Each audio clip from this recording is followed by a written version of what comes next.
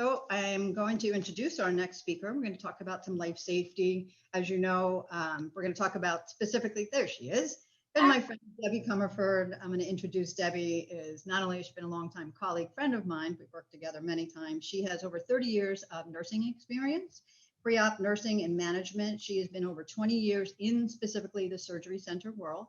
She also is a surveyor for CAAHC.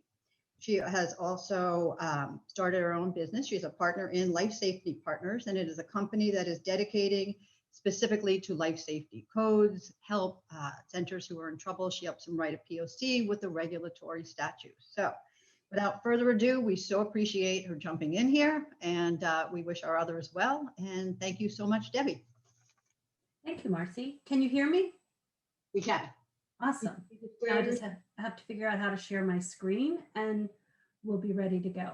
So let's see, share screen. And I have to find my presentation. How's that? Do we have that?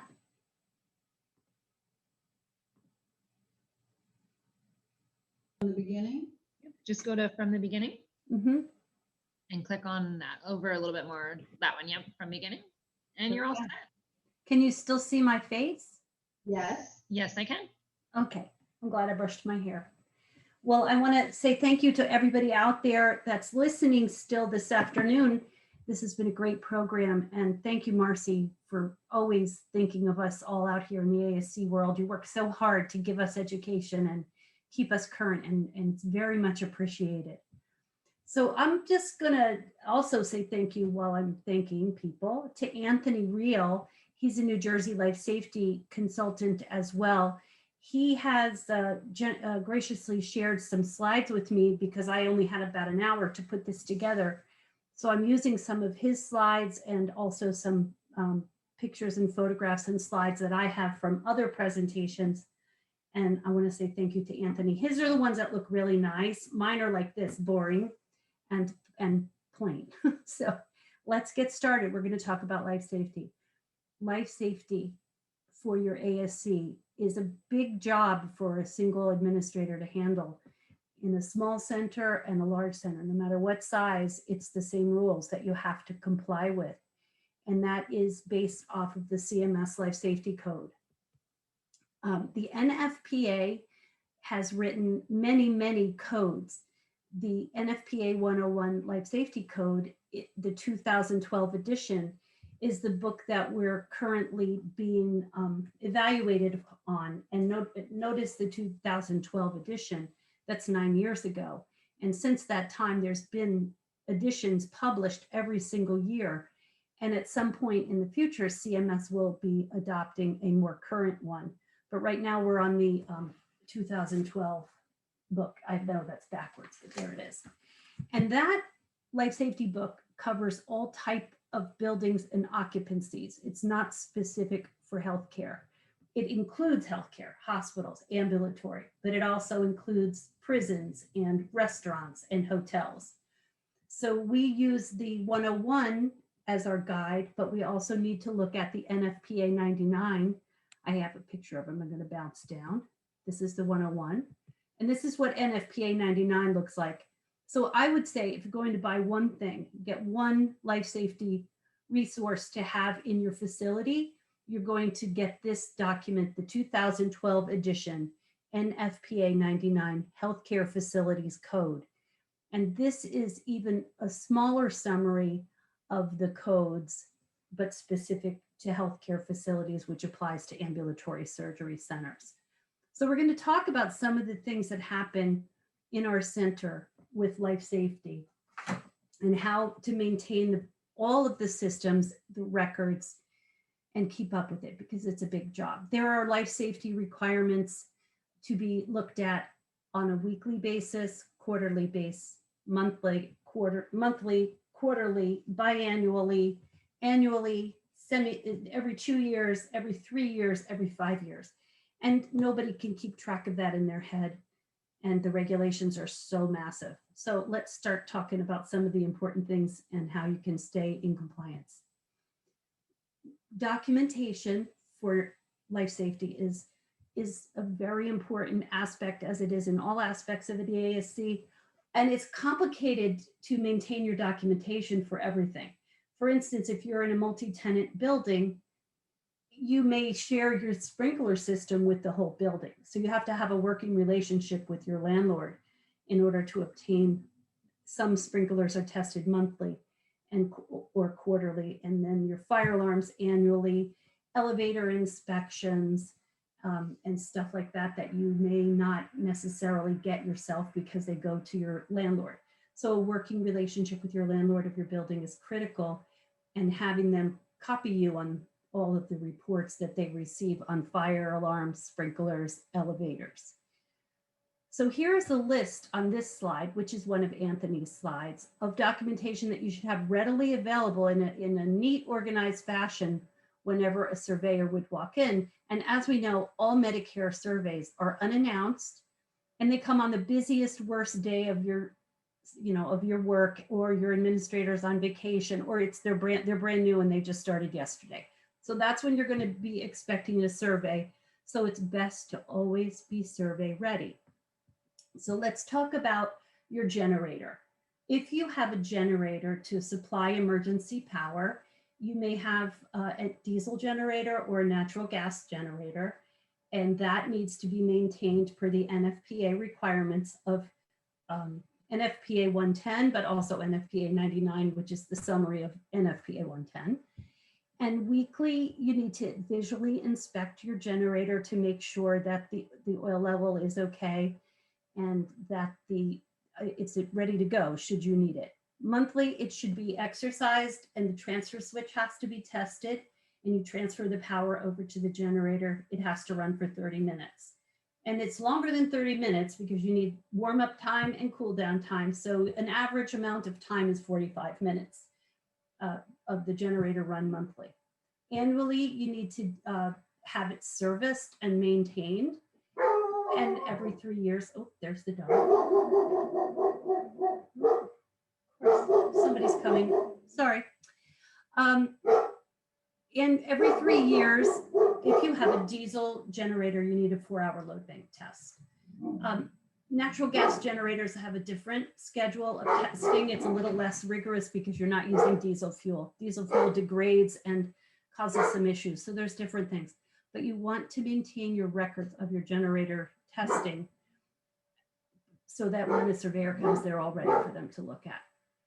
Your fire alarm system is tested. You have to look at your fire alarm panel on a weekly basis and make sure it's in a ready state and everything is in normal. And you read that on your annunciator panel and it'll say normal. And a lot of times you'll find a fault. And if you do, if say something is wrong with it, you would have to call your fire alarm company to come out and reset it and investigate it. And it needs to be inspected twice a year.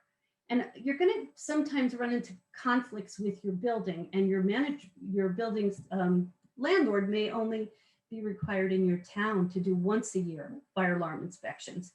But as a healthcare facility, you have to follow the codes, and you're going to need to probably pay for a second fire alarm inspection of your devices outside of the building's contract. So you may need your own fire alarm contract, even though it's covered with the building. So that's something to keep in mind. Sprinkler systems is also that you want to inspect them weekly. Just look at the system and make sure it's not leaking, water's not running out anywhere. And quarterly, they're tested. And there's a lot of requirements per NFPA for testing the sprinkler that you want to make sure your company is following the NFPA requirements for testing. It should say that right on the documentation. Both your fire alarm testing and your sprinkler testing should say per NFPA 25 testing performed, and then all the different pieces of it. So we don't know all those things, but the sprinkler company should absolutely be following those requirements. Medical gases, you need to look at your medical gases and just make sure that you're not out of gas, and check your annunciator panel monthly. So you want to push your test alarm button on your annunciator panel monthly and make sure that the lights light up and the alarm sounds, and document that you're doing that. That's on the surveyor's checklist for annunciator panel monthly testing. here on this slide, it says manufacturer's recommendations. Every one of your systems has particular manufacturer's requirements for testing. And it's important to have those PM instructions along with your equipment and keep them in a binder. Electrical equipment gets tested. We all have a biomedical program and they come out at least annually, but as part of the requirements, you need to rank your equipment, your electrical equipment, and certain things such as defibrillators and ventilators and vacuum, GONCO vacuum devices, which are critical to life, may require to be tested twice a year. And you're allowed to set that in your facility. So that's called a tier ranking, and your biomed company may do it for you, but at the very minimum, it should be your defibrillators, ventilators, and vacuum that's tested twice a year. And electrosurgical units. Anything that could really hurt a patient, or a patient could die if it didn't work right when you needed it. That's how I think of it. And those get tested twice a year, but general electrical equipment, it's fine to do it biomedical once a year. And if you have hospital grade outlets, in a hospital grade outlet in your procedure room can be identified with a green dot on it. It just has a little green sticker or dot on the outlet. Means that it doesn't have to be checked every year except for polarity and tension and grounding. Those have to be tested every year in patient care areas. But once a hospital grade outlet is installed, it's pretty much for life until it breaks or you do renovations. All right, eye wash stations. Your OSHA people discussed eye wash stations in detail, and I was glad to hear that because I'm seeing out there, I go out to a lot of facilities to do a life safety assessment, and I find the old kind of eye wash station that's attached to the faucet with the two green pop-off things. You have to turn the cold water on and the hot water on, and then pull out a device to get the water. So that's 3 motions of the hand. And as I run across these devices, I'm instructing or recommending that they change them out to a single motion of the hand device with a mixed water system to comply with OSHA and the ANSI requirements. So if you have that old fashioned green kind, the kind with the 2 pieces that comes off of the faucet, that you have to do 3 things to get going, perhaps it's time to budget into your next budget to get a new device. And you need to inspect your carbon monoxide detectors monthly. Your fire extinguishers have a tag on them and they need to be signed monthly, and to check out your fire extinguisher by making sure it's the pin is still intact and that it's still full. And give it a little shake and make sure that you mix it up. And that's checking it. It's pretty simple. You should have your fire doors inspected annually. And in order to locate your fire doors, you need to know your blueprints, and there should be a door schedule on your blueprints listing all the rated doors, as well as sometimes in addition to those rated doors, you may want to include your doors to your procedure and operating rooms, that they're shutting properly and adjusted, even though they may not be actual fire doors. They need to work properly to control your positive and negative airflow. So oftentimes surveyors are citing these doors being out of alignment, even though they're not fire doors, because they don't close properly and you don't get your positive in the ORs that you need. Your HVAC has become critical through COVID, and you want to do document your air exchanges so that you know that you're able to turn that fresh air into your procedure room and meet the requirements for the Department of Health and the standards for architects for building. And the newest ORs have to have 20 air exchanges per hour, but depending on when you're built, your center only has to comply with what was in place at that time. So if you were built in 2002, it's a different set of standards. Your emergency and exit lighting, the exit signs need to be visually inspected weekly and make sure they're all lit. They need to be tested for 30 seconds monthly if they have a test button, and 90 minutes annually. And the way to test them 90 minutes is to shut off the breaker and just let it go for 90 minutes. Should be a breaker in your electrical panel that says exit signs, and that's the easiest way to do it. Same with if you have emergency lighting, self-contained battery lighting, such as I call them bug eyes, the 2 big white light bulbs. Those also have to be tested monthly for 30 seconds and annually for 90 minutes. And all of this information that you're doing, all this testing, you should be recording in logs. And everybody has different ways of doing that. At the end of the presentation, if you need help or you want a log or you need something, just send me an email and I'll see if I can find something that would suit your needs, because I have a ton of stuff to help. So we talked about the blueprints. I want to talk about the blueprints, maybe I didn't. Blueprints are the basic foundation of your surgery center, and when you were built, it'll indicate forever when you were built, what codes you were built to, where are your firewalls, what kind of devices do you have for your backup power and lighting. So you want to make sure you have a full set of blueprints available. And I can't tell you how many facilities that I've gone into where the blueprints are missing, or they're not complete, or they're scattered all over the place. And it makes it very difficult to identify the life safety systems if you don't actually have the blueprints, because that's where it starts. That's how you know what you have. So find your blueprints and make sure nobody ever discards them. Often facilities have had such change in leadership, change in personnel, change in ownership, and a new owner comes in and the previous people might have taken things with them, or the new people don't recognize the importance and it gets thrown away. But if you see blueprints, never discard them, because they are critical to a successful survey. If the surveyor can't get your blueprints out and look at them, she can't know what you have going for walls, etc. So these are Anthony's slides. They're very nice, and he's right. Every ASC must maintain an accurate copy of their blueprints at all times. And after you're done, you should be getting a copy of your as-built. That means any changes that were made from the design phase to the finish is now documented on the blueprints, and that always happens. So try to get your as-built. This is just a slide to show you the information. I pulled this off of a cover page of a blueprint that I had. And you can see that this particular facility was built to the life safety code, Nfpa 101, the year 2000, which it was built probably, I don't remember when it was built, probably 2009, before we adopted the next levels of the life safety codes. But it also shows you the construction type, which is 2B.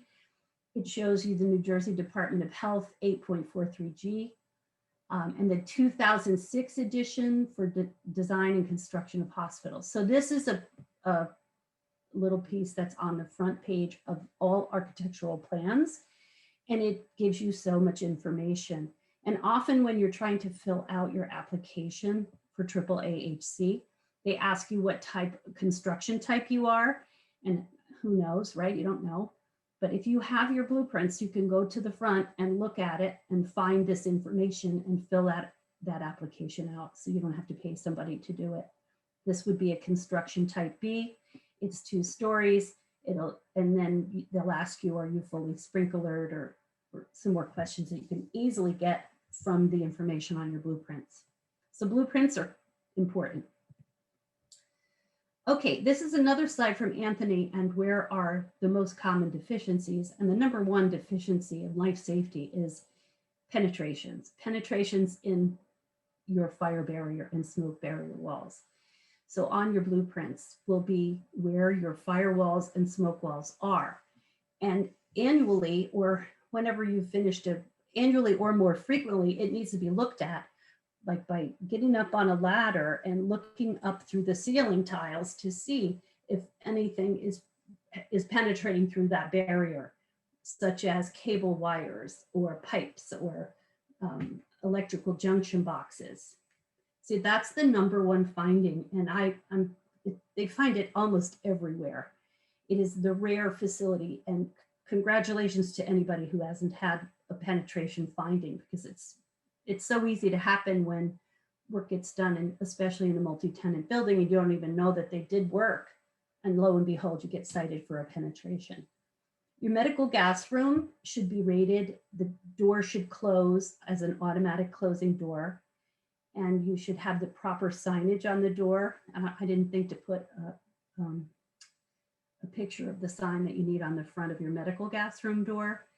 But depending on whether you just have oxygen inside or if you have multiple different types of gases, you have a couple of different wording options on the signs, and they're located in that Nfpa 99 book. The wording has to be specific or you'll get a tag for that. And there's requirements for maintaining your medical gas manifolds on an annual basis. They need to be inspected and tested, outlet testing, purity testing of your gases. And usually the companies that I've seen that do medical gas certification and testing, they give you the beautiful reports and it contains all of the required information. It's not something you can do yourself. You have to have a vendor help you with that. Emergency power, the most common, I've been seeing a lot of citations on remote shut off for the generator. So that's the big red button. I think I have a picture of it. I'm going to scroll down and look. Well, right there you see some open junction boxes in the ceiling. That was an Anthony slide. He had a lot of great slides of penetrations. This is medical gas room, how it should look. You see that the tanks are chained nicely. There's no combustible material. And he put a picture of this interesting paint, fire retardant paint, because often somebody puts a piece of plywood up to mount your manifold to. And recently I had a survey where he couldn't read the print on the plywood that says it's rated. So we were cited for having unrated plywood in our room. So we had to scurry around and get the actual rating for the plywood. But in another facility, it was painted. The plywood was painted. And I didn't have the information that it was painted with a fire retardant paint. But this would be something, if you used it, you would make sure that you keep a record of it. And the manufacturer's SDS for this paint that shows that it's fire retardant, and keep all those records because the surveyor will ask you for those. Let me see. So here is a picture of a generator, and this red button here is the emergency stop button. So every generator, every certain size generator has an emergency stop button. The problem is the code calls for it to be remote from the generator. Remote meaning they don't say, can it be 6 inches, 6 feet? But my interpretation, and I've had great discussions about this with others, is at least 6 feet away. The reason that you want a remote stop is in case you come out and you have a situation and the generator's on fire or whatever, and you want to shut it down fast, you can't get to the remote stop button if it's on the machine. You have to have it far away. And that's been cited very often up here in the Northeast by a couple of surveyors. That's one of their pet citations. And so you should go home and look at your generator and find your emergency stop. And if you do not have a remote one, you should contact your generator company to have that installed. Another common citation in the generator recently, and an easy one to address, is you need to have 2 copies of your generator manual. You should keep one inside the generator cab or as close to it as you can, and another one in the office. If you don't have a generator manual at all, you can go online based on your model and make and serial number and get another one for a few dollars and sometimes for free. So you want to make sure you have that. And up here in the Northeast where it gets super cold, you need a battery warmer. So that's a little heating pad basically that the batteries sit on and keep them warm. So it makes it easier for the generator to start in the cold weather. I'm going to go back up. So I talked about that. Oh, fuel testing. If you have a diesel generator, you need to get your fuel tested annually. And that your generator company can usually do that for you. They'll pull the sample and send it out and give you the report. And if the report comes back with particulate or water in it, you may need something called fuel polishing. And how I think of fuel polishing is dialysis for your diesel fuel. So it's going to be a piece of equipment that siphons the diesel out, runs it through a cleaner and puts it back into the tank nice and clean. And that will get out the impurities in the water. And if you're not running your generator that much and the fuel sits there for a while unused, it does get contaminated because it's outside. I've been seeing a lot of citations for needing a CASC light inside the generator.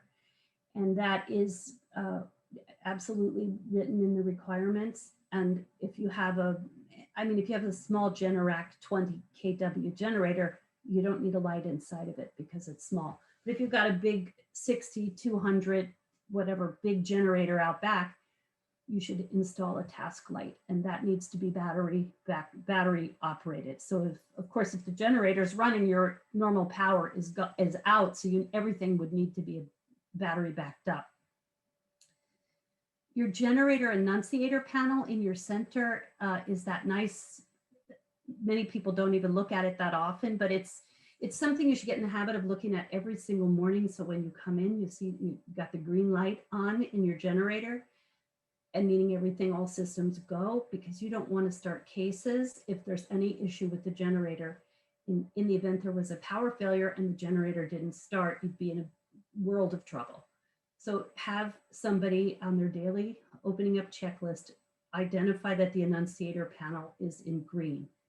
And then monthly, you're going to test the annunciator panel lights. It's just a test button to push and document that you're doing that. That's a common surveyor finding, that you're not testing the annunciator panel monthly. Every generator test PM that I've seen, they've been doing the coolant testing. So that's a new requirement, I guess. But those are, this is Anthony's slide. I added a couple things to it. Where else are we? Went through there. Okay. Okay, let's talk about a wet location risk assessment. A wet location risk assessment needs to be performed, except that operating rooms are wet locations. So if you are an operating room, not a procedure room, but an OR, you are a wet location. So you have to have protective systems in place, either all ground fault interrupted outlets, line isolation monitoring, to make sure that your patients are protected from any kind of electrical shock. But if you're not, let's say you're a procedure room, a pain management, GI, ophthalmology, places that aren't doing general anesthesia, many times they are not built with a line isolation monitor or GFIs. So what you have to do is an annual wet location risk assessment. And Ash, how do you do a risk assessment for a wet location? There's a tool to use. Did I put it in here? No.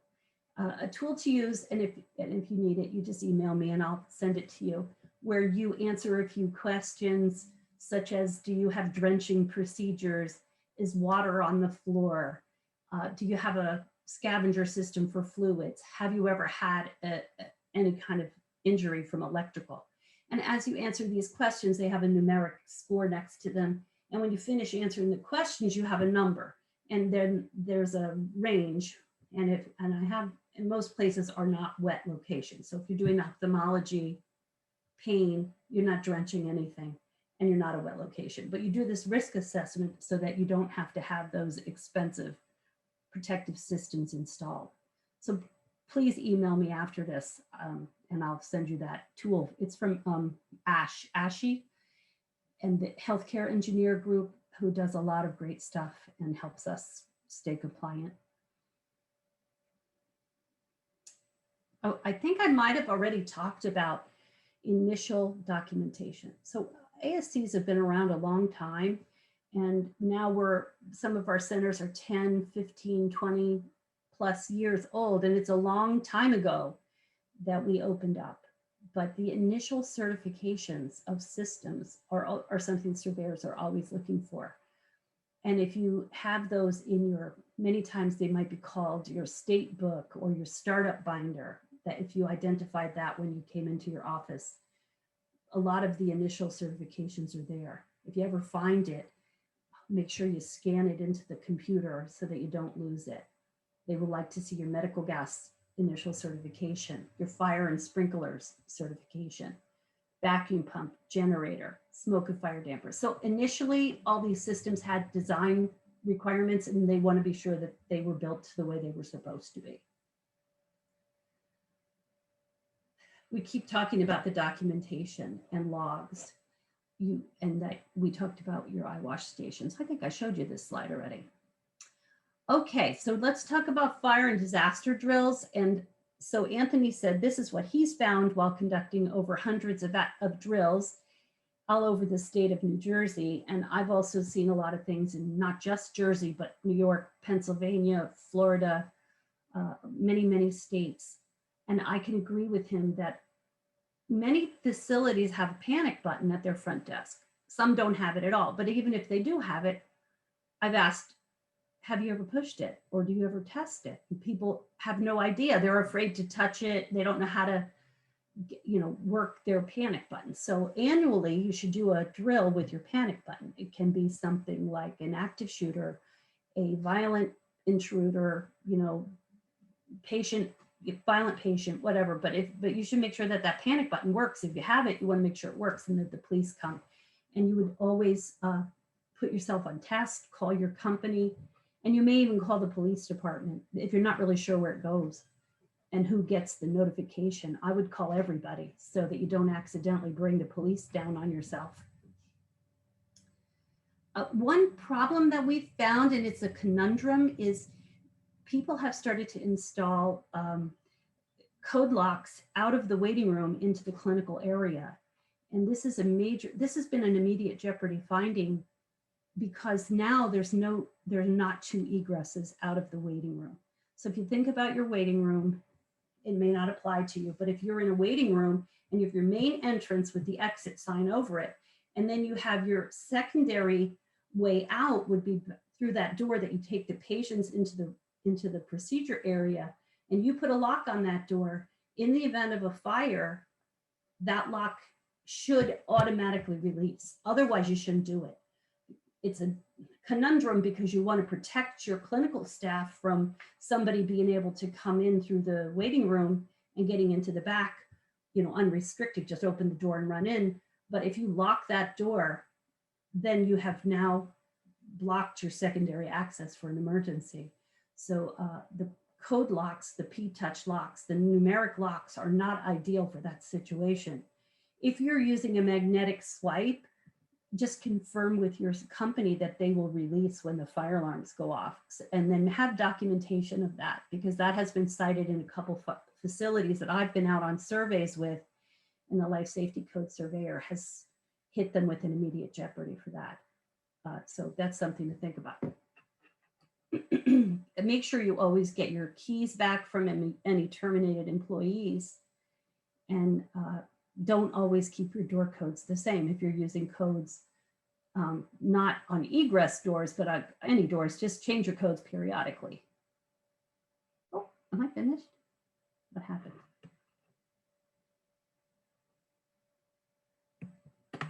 Beginning.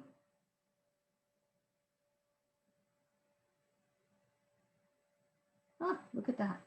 All right, well, let's talk a little bit more about some things. I don't know how much more time I have, Marcy. Can you hear me?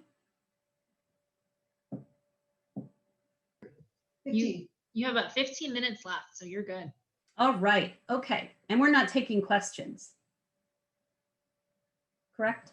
Right, we're gonna send the questions to all the panelists at the end, and they'll be able to do some answers.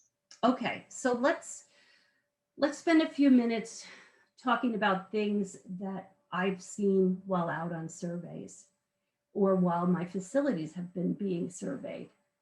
And we could talk about fire and disaster drills. CMS did change the requirements and made it a little easier for us in that we don't have to do them as frequently. But as far as I know, all of the accrediting agencies, AAAHC for sure, and the Joint Commission, haven't adopted the less frequent requirement yet. You still have to do, if you're a Medicare facility, you have to do 4 fire drills per year and disaster drill per quarter. And the disaster drill that's quarterly can include your CPR drill, malignant hypothermia, if you have a pediatric code, and then an internal and or external disaster such as active shooter or a water main break or an incapacitated provider or a chemical spill. You know, those are ideas and things that you could take a minute and drill. One of the drills that I've been doing with my facilities that I find really helpful is a splash in the eye. We've been talking a lot today about eye wash stations. OSHA guys talked about it. I talked about it. So I take that example of an eye wash station drill. And so for instance, I'll say to a staff member, you've just gotten 70% isopropyl alcohol splashed into your eyes. What are you going to do? And then I take out my timer and I wait to see how long it takes them to reach the eye wash station, because remember, it has to be within 10 seconds, and see if they know how long they're supposed to flush their eyes for. And that many people say a minute, 3 minutes, 30 seconds. It's 15 minutes. So where do you find that information? I'll ask the person, and then they have no idea. So then we go to the SDS sheet, which is the alcohol, you know, it's in your book, or it's hopefully not online, because if you've got it in your eyes, it's going to be hard to look it up in the computer, but somebody can help you. So I use all of these, this situation and bring it all together to make it a drill. And then we do an activity afterwards where we do education. And I actually use a pre-test sometimes and give them a few questions. And then I tabulate the questions from before and how well they did as a group. We do the education. We discuss, where is the eye wash station?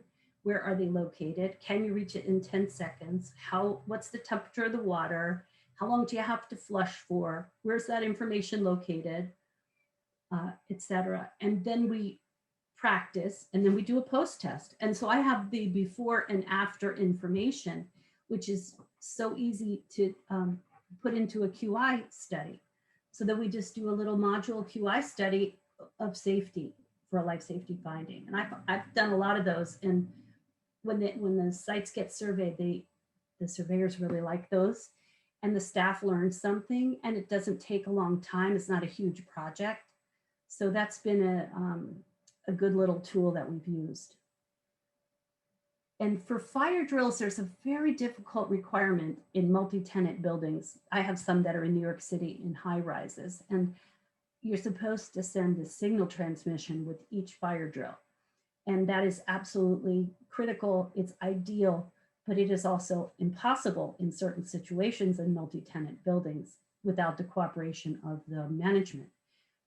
So if I am unable to send the signal, I attempt to get from the building owner the confirmation of signal transmission test that they run. Many buildings do it daily, some do it weekly, at least quarterly. They send a signal transmission to the central station and they get a confirmation of that.